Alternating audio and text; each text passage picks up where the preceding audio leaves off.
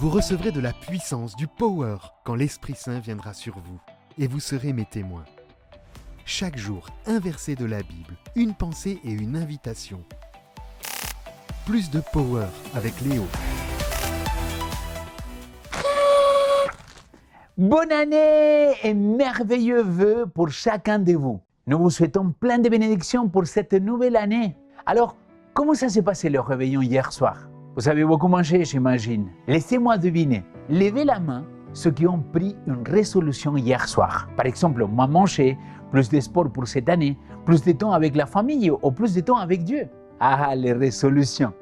C'est génial. Au début, quand on entreprend quelque chose, nous avons cette étincelle d'espoir et de détermination pour faire de cette nouvelle année quelque chose de spécial, n'est-ce pas? Mais soyons honnêtes. Qui peut dire que suivre ces résolutions est toujours facile? Parfois, c'est compliqué de tenir les promesses qu'on a pu faire à soi-même ou à l'autre. Vous voyez de quoi je vous parlais? C'est ces engagements que l'on prend et qui parfois peuvent nous décevoir, à nous et aux autres. Combien de promesses ont été brisées dans le passé? Mais tu sais quoi? Aujourd'hui, je vais vous parler de quelqu'un qui a toujours assuré à fond ses promesses. Et oui, je parle de notre Seigneur Jésus-Christ. Avant le départ, il a instruit à ses disciples et il a fait une promesse. Il a dit, « Moi, je demanderai au Père de vous donner un autre défenseur pour qu'il soit avec vous pour toujours. L'Esprit de la vérité que le monde ne peut pas recevoir parce qu'il ne le voit pas et qu'il ne le connaît pas. Vous, vous le connaissez parce qu'il demeure auprès de vous et qu'il sera en vous. » Jean 14, 16 et 17. Peut-être tu te dis, mais Léo, cette promesse est aussi pour moi? Laisse-moi te lire la citation de jour tirée du livre « Vous recevrez en puissance ».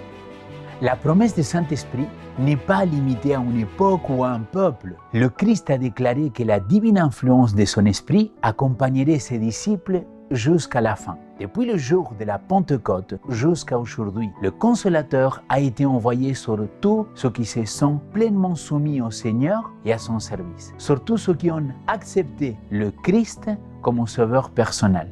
Le Saint-Esprit est venu comme consolateur, comme guide, témoin et comme celui qui sanctifie. Cher ami, en cette nouvelle année, au lieu de simples résolutions ancrées dans tes propres forces, accepte la promesse du Saint-Esprit. C'est le power divin qui nous accompagnera tout au long de l'année et bien au-delà. Laissons cette promesse nous guider, nous aider pour aller jusqu'au but de ce que nous avons promis. Aujourd'hui, je t'invite à prendre un moment pour réfléchir à cette promesse. Comment cela change-t-il notre perspective pour l'année à venir? Quelle action concrète pouvons-nous entreprendre, sachant que le Saint-Esprit est avec toi et avec moi, avec chacun de nous? Puis, prends un moment de prière, lance-toi et réclame la promesse de demander à notre Père de te donner plus de power pour la journée et pour cette année.